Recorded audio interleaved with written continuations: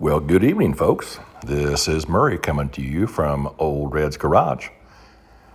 Decision was made to put a new bed on the back of my truck. So, Ol'Red's getting a new bed. So we're going to head up to Cave Creek and go to one of my buddy's garages. And he's got a nice little shop over there, so he offered to help me and has a welder. So here we go. Making the trip. On the trip, ran across an old square body Chevy, passed me up on I-10. So I'm not the only one out there. Anyway, we're going to show you what it takes to build a short bed kit for an F100 1967 model. Hope you enjoy the video.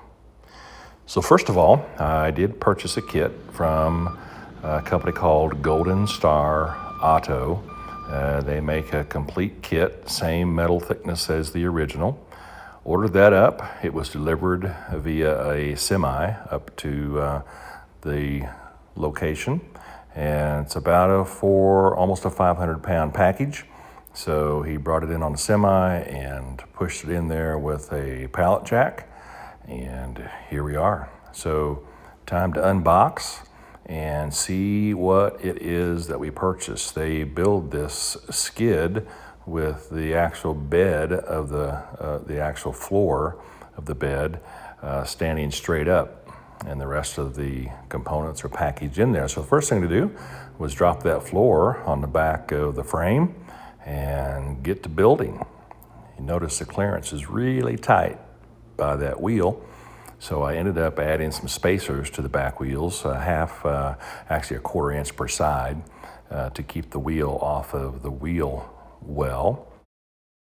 So after we laid the floor down, we put the two sides on and just screwed a screw into each one of the front corners to hold it together while we looked at it and measured it, and just kept building and measuring, and we ended up, getting it all together. We got the tailgate clearance set up properly. So here's the process. We had to drill some holes for the spot welding to be done. And in order to preserve the spot welding from rusting, we used a weld-through primer. That was what our body shop recommended that we use. So for practice, I got 2 sheets of 16 gauge material and drilled some holes and did some spot welding practice to get the welder set up. We are using an argon gas mixture and solid wire. So we got that set up and going and then started welding. And as we were working, we had a shop dog, old Bo. He was there. He had one eye open most all the time, as you can see.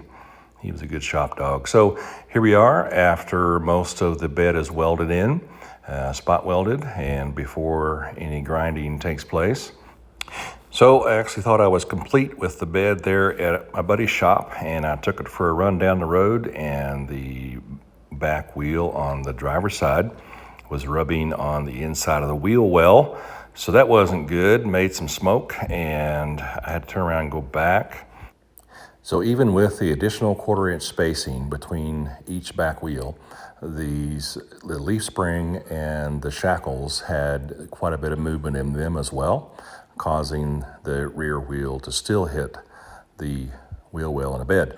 So that had to be fixed. So I took it to a local shop and we put these new bushings in. And these new bushings have some side-to-side polyurethane bushings that keep that movement from happening.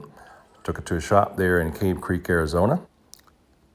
So Ol'Red was in good company here. They had a vintage Bronco in the shop, an old 40s model Chevy, an El Camino, and even a Corvette pace car. Shop was full of classics. So I got my truck home and now working on the tailgate mechanism, fitting it better and getting the tailgate to close more like it should. And so that's where we are right now. So I hope you enjoyed this video. Don't forget to like, subscribe, comment, or dissent. You've been watching the Ol'Red's Garage channel.